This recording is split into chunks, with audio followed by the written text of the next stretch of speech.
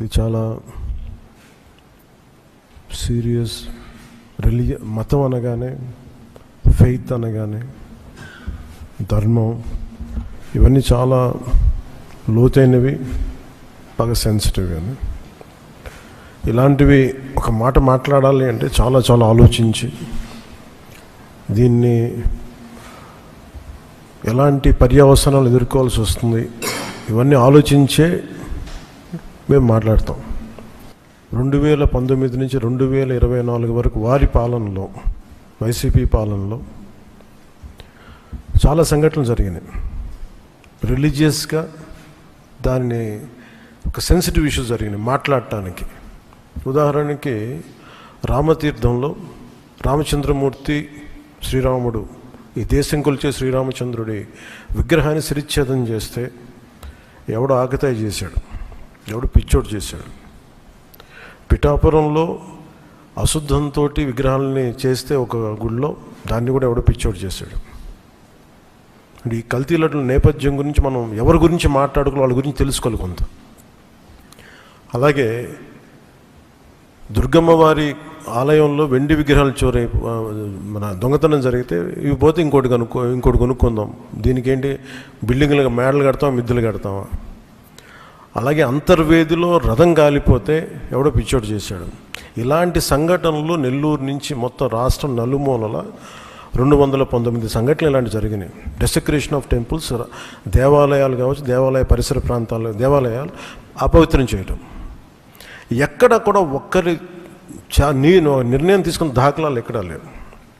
ఇలాంటి నేపథ్యంలో కూడా ప్రత్యేకించి జనసేన నుంచి కానీ మేము ఎక్కడ చాలా దాన్ని పొలిటికల్గా కానీ దానికి ఒక మైలేజ్ వస్తుందేమో, దాని ఒక ఎమోషనల్ ఓట్ బ్యాంక్, అసలు ఆ నిర్ణయం ఎప్పుడు తీసుకోలేం.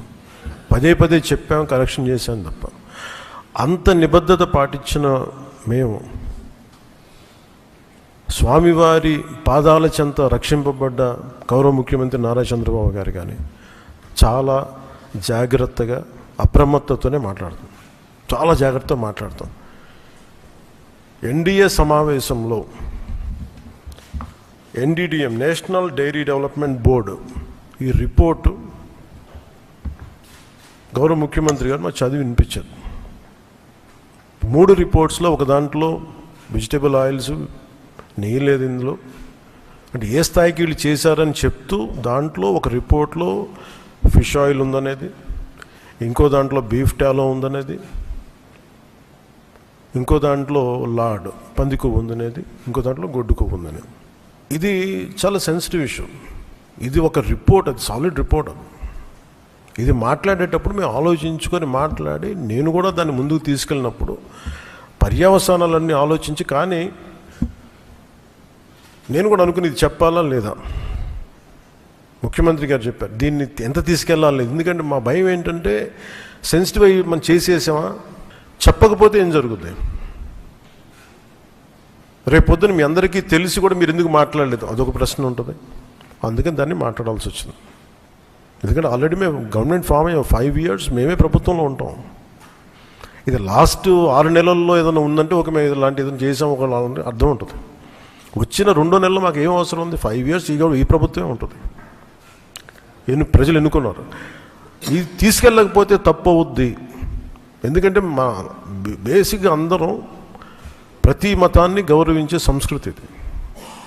ఈ దేశంలో హైందవ సంస్కృతి లేకపోతే మిగతా సంస్కృతులు లేవు. అలాంటి హైందవ సంస్కృతి మీద ఇంత అపవిత్రం జరిగినప్పుడు, వీళ్ళు రిపీటెడ్గా చేస్తున్నప్పుడు ఇది చెప్పాలా లేదా అని కూర్చొని చాలా తర్జనలు పడి, నాకు పర్సనల్గా గిల్ట్ ఉండి, అరే మనం ఇంత కళ్ళ ముందు ఇంత రిపోర్ట్ ఉన్నప్పుడు మాట్లాడకపోవటం అని చెప్పి చేసిన తర్వాత దాని తద్వారా మీ అంశాలు తెలుసు.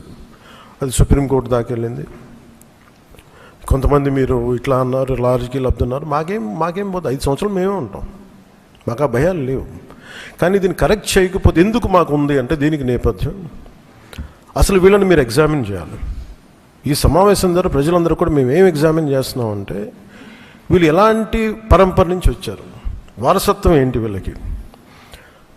వీళ్ళు భగవంతుడి మీద పగబట్టారు. వీళ్ళు ఏడుకొండల స్వామి మీద పగ ఉంది. అది ఈరోజు పగ కాదు, ఏం పగో నాకు అర్థం కాదు. అది 7 కొండలు అంటాం, 7 కొండలు ఎందుకు, నీకు 2 కొండలు చాలు. భగవంతుడి మీద పగ ఏంటి ఎవరికైనా? వ్యక్తిగతంగా వర్గాల మీద పగ ఉండొచ్చు, ప్రత్యర్థి మీద పగ ఉండొచ్చు, కానీ విచిత్రంగా వీళ్ళు భగవంతుడి మీద పగబట్టారు. మేము ఆ కోణంలో నుంచి నాకు అనిపించింది దీన్ని కరెక్ట్ చేయాలి, ఇది చెప్పాలి. ఇది నేను ఎందుకంటే నేను మాట్లాడేటప్పుడు మేము చాలా ఒళ్ళు దగ్గర పెట్టుకొని మాట్లాడతాం, ఎందుకంటే వీల్ ఫేస్ ద కాన్సిక్వెన్స్ మాకు తెలుసు. ఉదాహరణకి మీకు అయోధ్య రామ మందిరం నిర్మాణానికి ఈ దేశం ఎంత తల్లడిల్లిపోయింది, ఎంత కదిలింది, ఎన్ని గొడవలు జరిగినాయి, ఇలాంటి దీనికి కూడా వీళ్ళు పంపించిన దాదాపు 1,00,000 లడ్డూలు ఇవన్నీ కూర్చోబెట్టి ఇన్ఫర్మేషన్ తీసుకుంటామంటే ఒకటి అసలు ఏం జరిగింది అన్నీ మొన్న వీళ్ళు చెప్పిన రిపోర్ట్లోనే దాంట్లో యానిమల్ కొవ్వు లేదంటున్నారు. సరే, ఫర్ ఎగ్జాంపుల్ నేను ఒక ఆర్గ్యుమెంట్ సేక్ అన్ని రిపోర్ట్స్లో కూడా ఎక్కడ కూడా ఈ నెయ్యిలో నెయ్యి లేదు. 59,70,000 పైచిలుకు కిలోలు 59,70,000 కిలోల నెయ్యి మీరు ఇది అసలు కల్తీ నెయ్యి అని కూడా దీన్ని కల్తీ వనస్పతి, కల్తీ పామాయిల్ అనాలి దీన్ని. ఇవి దీంతో కలిపి ఇన్ని కోట్ల లడ్డూలు చేసిన తర్వాత దాంట్లో 1,00,000 లడ్డూలు అక్కడ కూడా పంపించారు, అయోధ్య కూడా పంపించారు. వీటి నేపథ్యం మొత్తం రిపోర్ట్స్ అన్నీ వచ్చిన తర్వాత ఈ నెయ్యిలో ఎక్కడా కూడా 59,70,000 ఇక్కడ లడ్లు దీనికి సంబంధించింది వీళ్ళు అనుకున్న సోకాళ్ళు నెయ్యి సప్లై చేసి దాంట్లో ఆన్ రికార్డ్ 58 లక్షల పామ్ ఆయిల్ దానికి సంబంధించిన ప్లాంట్ బేస్డ్ అన్నీ దొరికినాయి. అవి కాకుండా 1,70,000 నుంచి దాదాపు 2 లక్షల వరకు కెమికల్స్ దొరికినాయి. ఇవి ఆన్ రికార్డ్ వాళ్ళు కొన్నట్టు. మీకు టీటీడీకి మేము ఇన్ని 59 లక్షల పైచులకు నెయ్యి సప్లై చేసామంటే ఆ పర్టికులర్ కంపెనీ 58 లక్షల పైచులకు వీళ్ళు మనకి పామ్ ఆయిల్ దానికి సంబంధిత అన్నీ కొన్నారు. అలాగే 1,70,000 ఈ కెమికల్స్ కొన్నారు. ఇవన్నీ చాలా ఆన్ రికార్డ్ దొరికారు. ఎక్కడా కూడా సిబిఐ కానీ ఎక్కడ క్లీన్ చిట్ ఇవ్వలేదు.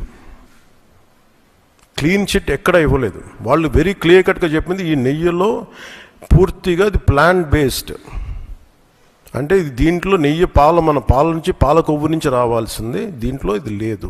చాలా చాలా స్పష్టంగా అది చెప్పారు. మిగతాయి మేము నిర్ధారించలేకపోతాం, మా దగ్గర ఇన్ఫర్మేషన్ లేదనేది ఒక రిపోర్ట్ వాళ్ళు చెప్పింది. అలాగే National Dairy Development Board very క్లియర్గా చెప్పింది దీంట్లో ఫిష్ ఆయిల్, అలా గొడ్డు కొవ్వు, పంది కొవ్వు, ఇవన్నీ లార్డ్ మన ఇంగ్లీష్ పదాలతో ఇవి ఉండే అవకాశాలు ఉన్నాయి. చాలా స్పష్టంగా వాళ్ళు ఇచ్చారు. ఈ ప్రాసెస్లో వీళ్ళు దీన్ని కూర్చోబెట్టి అడ్డగోలుగా మాట్లాడితే, ఎందుకంటే వీళ్ళకి ఏ రోజు కూడా ఈ ధర్మం మీద వాళ్ళకి గౌరవం లేదు. పైగా ఈ దొరికిన వాళ్ళ ఛార్జ్ షీట్లు మీకు చూస్తే మనకి తెలిసిన పేర్లన్నీ చూస్తే ఇందులో ఎక్కడ మతానికి సంబంధం లేదు. ఇది భోలేనాథ్ బాబా కానీ మిగతా ఏ డైరీ మీరు చూసినా కానీ వీళ్ళు ప్రిడామినెంట్లీ దర్ ఆల్ హిందూస్. దీంట్లో అసలు మతానికి కానీ దీంట్లో ఒక ఇస్లాంకి సంబంధించిన వ్యక్తులు కానీ లేదంటే మన క్రిస్టియన్ సంబంధించిన వ్యక్తులు అసలు ఎక్కడ సంబంధం లేదు. ప్యూర్లీ మాట్లాడుతున్నాం అంటే హిందువుల గురించే మాట్లాడుతున్నాం ఇక్కడ. So there is no question of other religions here. గత ప్రభుత్వం విషయంలో కూడా మేమేం మాట్లాడుతున్నాం అంటే they never have respect for the traditions and dharma of this land. అది చాలా ఆబ్వియస్గా చాలా మనకు తెలుస్తూ ఉంది. దాంట్లో భాగంగానే వీళ్ళు అదే చేశారు. చూసి ఈరోజు మాట్లాడి క్షమాపణ అడగకుండా తప్పు జరిగిపోయింది. ఇందాక మా కేశవ్ గారు చెప్పినట్టుగా తెలియక చేస్తే పొరపాటు, తెలిసి చేస్తే తప్పు, కనీసం తప్పులు జరిగినాయి అది కూడా చెప్పకపోగా మమ్మల్ని క్షమించమని అడుగుతున్నారు.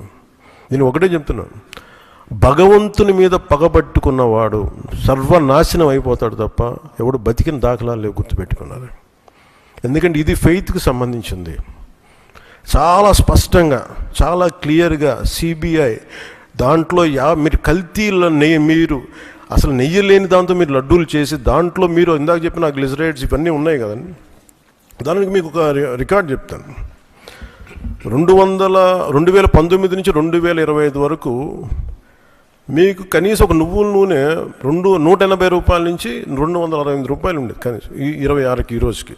సో వీళ్ళు సప్లై చేసే కాడికి మామూలు బజార్లో దొరికే ఒక నెయ్యి కనీసం 420 రూపాయలు కిలో. 2019 460 రూపాయలు, 2020 21కి 500 రూపాయలు. అలాంటి నెయ్యి వీళ్ళు ఒక్కళ్ళకి మనకి 300 నకిలీ 319 రూపాయలు ఒకటి, 329 రూపాయలు ఒకటి, ఇవన్నీ కూర్చోబెట్టి ఈ నెయ్యిని సప్లై చేశారు. దీన్ని బట్టి మనకు అర్థమైంది. దీన్ని బట్టి బేసిక్ ఒక హౌస్ వైఫ్ చెప్పగలరు, ఒక గృహిణి చెప్పగలదు ఇది ఎంత కల్తీ జరిగిందనేది. ఇలాంటి నెయ్యిని కూర్చోబెట్టి ఇది భగవంతుడికి ఇచ్చి ఈరోజు బుకాయించి తప్పులు చేసి మళ్ళీ ఈరోజు ఏం లేదని మాట్లాడుతూ ఉన్నారు వీళ్ళు. మీరు వివేకానంద రెడ్డి గారు పబ్లిక్గా మర్డర్ జరుగుతుంది, రోడ్డు మీదకి వెళ్ళి చిన్నపిల్లవాడికి తెలుస్తుంది అత్యంత హేయమైనగా చంపేశారని. అది మర్డర్ కాదు, గుండెపోటు అని చెప్తారు. వెండి విగ్రహాలు పోతే, అమ్మవారి విగ్రహాలు పోతే పోయిందంటారు. విగ్రహం కాల్చి ఎవరిన అపవిత్రం జరిగితే ఎవడు పిచ్చోడు చేశాడు అంటారు. ఈరోజు కల్తీ జరిగింది మాట అసలు కల్తీ లేదు, ఇది పూర్తిగా మాకు క్లీన్ చిట్ ఇచ్చిందంటారు. దీన్ని బట్టి మనం అందరం అర్థం చేసుకోవాల్సింది ఇది వీళ్ళకి దీని మీద గౌరవం లేదు. వీళ్ళకి 7 కొండల వాడికి 2 కొండలు చాలు అన్న ఆలోచన విధానం నుంచి పుట్టిన వాళ్ళు ఈరోజు ఏ స్థాయికైనా దిగజారగలరో ఇది చాలా ప్రస్ఫుటంగా మనందరికీ తెలియజేస్తూ ఉంది. ఇది we are very very clear about protecting the traditional Hindu values, dharmic values. We are very clear about it. మేము చాలా చాలా స్పష్టంగా ఉన్నాం. మేము ఇక్కడ కల్తీ జరిగింది అంటే వేరే మతాలు అనటం కానీ వేరే విశ్వాసాలను కించపరచడం కానీ ఎక్కడ లేదు. ఒక తప్పు జరిగింది, అడల్ట్రేషన్ జరిగింది. We are very clear about it. దీని వెనకడుగు వేసేవి లేవు. చాలా పొరపాట్లు జరిగినాయి. ఇది రిపీటెడ్ పొరపాట్లు కాస్త వీళ్ళని చూస్తే 2022లోనే వీళ్ళకి తెలియజేశారు. వీళ్ళకి ఇక్కడ కల్తీ జరిగింది 2022 రిపోర్ట్ ఇస్తే నేను క్యాబినెట్లో మాట్లాడుతూ ఉంటే దాన్ని తొక్కేశారు. దాని గురించి బయటకు తీసుకురాలా అంటే మీకు తెలిసే చేశారు. వీళ్ళని 2022లో మీకు కల్తీ జరిగిందని రిపోర్ట్ అప్పుడు వాళ్ళకి ల్యాబ్ టెస్ట్ వాళ్ళకి పంపిస్తే అప్పుడున్న టీటీడీ చైర్మన్ కానీ వీళ్ళు కానీ వాళ్ళు 100% తొక్కి పెట్టేశారు. దాన్ని బయటకు తీసుకురాలా. దాన్ని బేస్ చేసుకొని మళ్ళీ ఆల్రెడీ 22లో జరిగింది కదా, దాని గురించి సమాధానాలు లేవు. ఇవన్నీ తెలిసి కూడా మీరు అయోధ్యకి కల్తీ లడ్డులు పంపించారు. ఇది విశ్వాసాల మీద మీరు కొడుతున్న దెబ్బ. ఇది మీ ఆలోచన ఏంటి అది అనేది మీరు తెలుసుకోవాలి. అందుకే మీరు భగవంతుని మీద పగ పెట్టుకున్నవాడు ఎవడైనా సరే, 7 కొండల వాడి మీద పగ పెట్టుకున్నాడు ఎవరైనా సరే మట్టి కరిచిపోతారు తప్ప మీరు ఇలా బుకాయించుకొని చేసిన తప్పులు క్షమాపణ వేడుకోండి తప్ప మీరు కూర్చోబెట్టి మేము క్షమాపణ, మీరు భగవంతుడికి మీరు క్షమాపణ చెప్పాలి. 7 కొండల వాడికి మీరు క్షమాపణ చెప్పాలి. ఇది ఈరోజు మీరు మాట్లాడుతుంది ఈ రోజుతో ఆగదు. ఇది ఐ విల్ మేక్ షూర్, మా కూటమి will make sure that you will be liable everyone, ప్రతి ఒక్కరు కూడా. ఎంత టైం పడుద్ది, ఏం టైం పడుద్ది అనేది సిబిఐ ఫర్దర్ రిపోర్ట్ రావాలి. అది కేసులోకి మన కోర్టులకు వెళ్ళాలి. అన్నీ అయిన తర్వాత ప్రతి ఇది అయితే మేము 100% దీన్ని వదలం. ఖచ్చితంగా ఈ దోషులను ఎవరైతే ఉన్నారో మేము క్షమాపణ చెప్పడం కాదు, మీరు భగవంతుడికి మోకరిల్లే వరకు యుద్ధం సాగొద్దు.